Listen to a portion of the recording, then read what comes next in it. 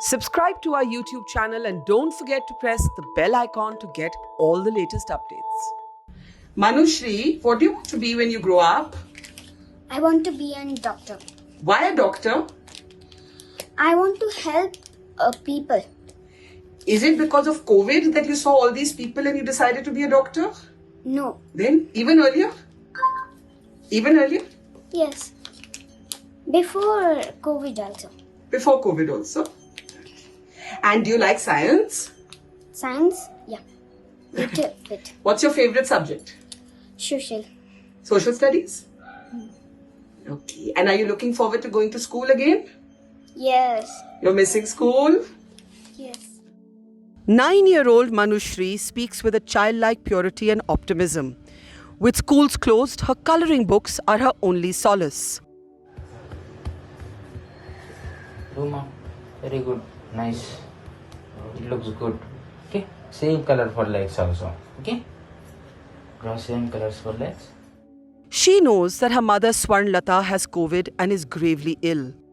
But her father Raghu Rao's way of explaining his wife's absence is to tell Manushri that Swarnlata, all of 35 years old, has gone to visit God. Swarnlata, a school teacher, was the pivot of their family. She was also 6 months pregnant and expecting their second baby, a daughter, a child who would have been a younger sister to Manushri.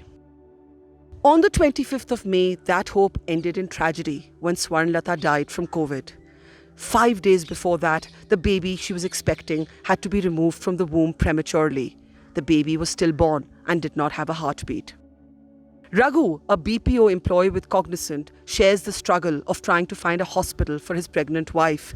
He had to move her across 3 different medical facilities. So you don't feel anger? Ma'am, in this situation, no anger, ma'am. The thing is that helplessness only will count, okay?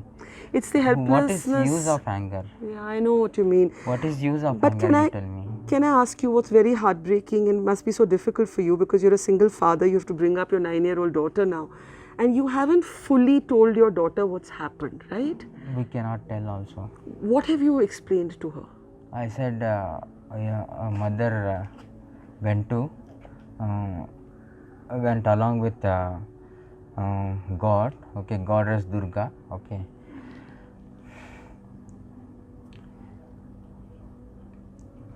They are together fighting with COVID. That's what I said. She accepted that fact, okay. Now also she feels that you guys are taking some video and will show to her mother. That's the reason. But sooner or later you'll have to explain to her, but of course she's very young, so you've explained it. He's told his daughter that his mother has gone with goddess Durga and they're both fighting COVID together. It's very difficult, I know. The plight of pregnant women has been an underreported tragedy of the pandemic. Raghu first admitted Swarnlata to the Gosha Hospital, a government facility, and then 2 different private hospitals, Shreyas and Aster RV. And so began his battle to save his wife's life, made tougher by the fact that he too had tested positive for COVID. On 18th itself, if government hospital could able to do something, then and there, okay, that would be great, right? Yeah, and the government hospital didn't have what you needed. I took her to Gosha government hospital, Gosha hospital in Shivaji Nagar, where I found they said, sir, they said doctor called me, sir, she is very ill, okay, we need something, some ICU bed with oxygen, okay, so that there's some special mask will be there. Yes. So if they feed oxygen with that, she will get definitely cured. Okay. Yeah. Was she gasping for breath? Yes. She was having problem breathing? Yeah, okay. Breathing issue was there, okay. So immediately I took action, okay. We went to Shreyas hospital. She was there for two days. She was there for 48 hours something, approximately 2 days. What happened at that time, they don't have only they have ICU bed, no other this one, so no other facilities are there. They said immediately after, the thing is that no other facilities means what did you only need? ICU oxygen was there. Okay. We need OT since the baby heartbeat is not good, okay, they said we tried to contact you. I never get any call from them, okay. I admitted her on 18th, okay. I was there whole 18th, okay, till night. They didn't inform anything. She is in danger, okay. On 20th also they said, okay sir, she's still she's recovering. They didn't inform much on this, okay. Immediately on 20th morning they called and, sir, you send some money. That's what this Was is money what was money humanity. This is what? This is what humanity with people. Bad kind of attitude. Okay, they immediately they took. I sent money. How okay, much money did you have to 50K first. 50K. When I joined her, when I admitted her at that time, 50K I paid. Okay. Next day itself they said.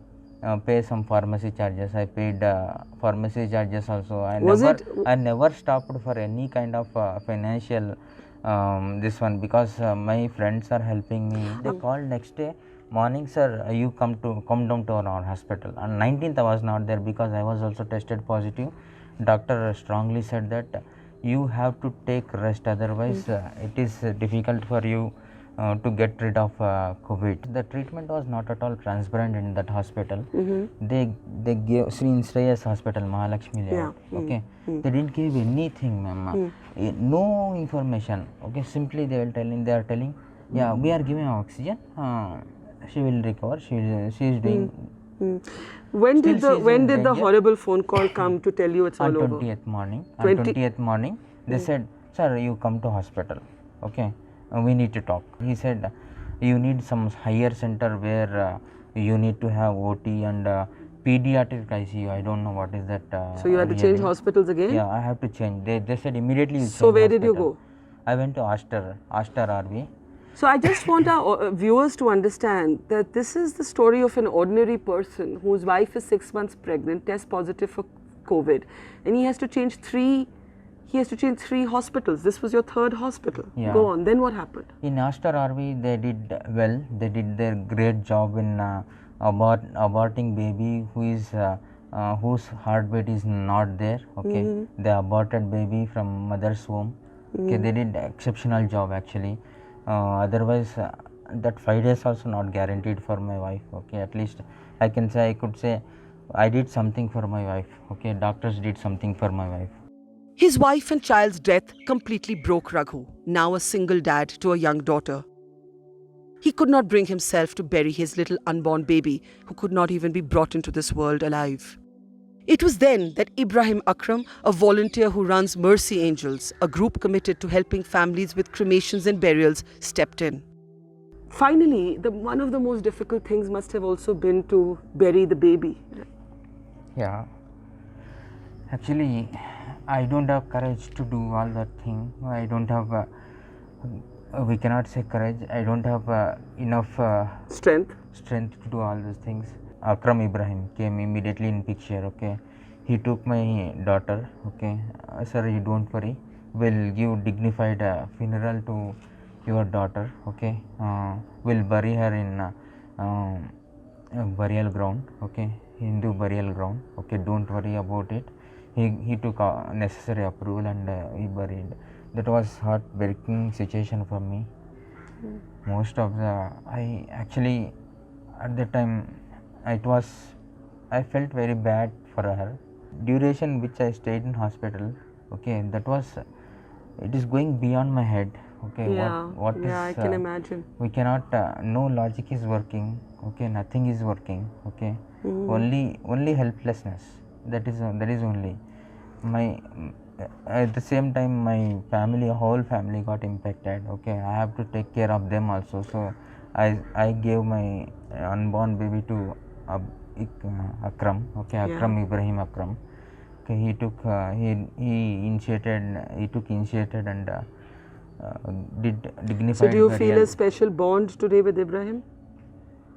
Yes, he's like my bhai, Ibrahim and team. Okay, Ibrahim bhai and his team. They're like your brothers today. Yeah.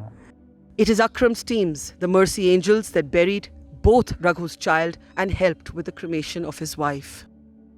As we ride with the Mercy Angels on their next mission in their ambulance, they say bearing this baby was one of the toughest days of their life, and they're still haunted by the memory and by those images. So I got a call in the evening, pretty late in the night, and they said, please come and take the infant. So it was very difficult emotionally to go there, and I asked Raghu, what do you want? He said, don't burn my baby. He said that because I think there's also a tradition to not burn very little children, though of course you did help with his wife's cremation. Yeah, so he said, don't burn my baby, bury it. You bury it in a Hindu burial ground or a Muslim burial ground, I don't care, but please bury my baby. So I went and kept it in the freezer, where we keep the bodies. I kept it overnight. Next morning, I took it to the Hindu burial ground and we buried it over there. So the baby was kept overnight in a Muslim burial ground and then taken to a Hindu crematorium. Yes, because the Muslim burial ground has a freezer. So I requested them to give me space for the night, where I kept the fetus, and next morning we took it to a Hindu burial ground and finished. For Raghu, this is now a lifelong bond with Ibrahim Akram and his team, one that certainly transcends the religious divide. Raghu shared with us a video that his wife Swarnlata has filmed in her days as a teacher, where she and her colleagues were inculcating the same values of cultural plurality in the children. How are you, Swarnalata? You are looking very pretty. What is special today? Yes, Sajina, we have a Varalakshmi festival today. Oh, what is that? Varalakshmi is the goddess that gives vara to us. That means abort. Oh, even we are celebrating festival. Our festival is Bakrid. Bakrid is festival of sacrifice, and sacrifice our egos and love and care for friends and relatives. Today, as Raghu gets ready to bring up Manushri alone without her mother, it is these very values that he says will form the edifice of her upbringing.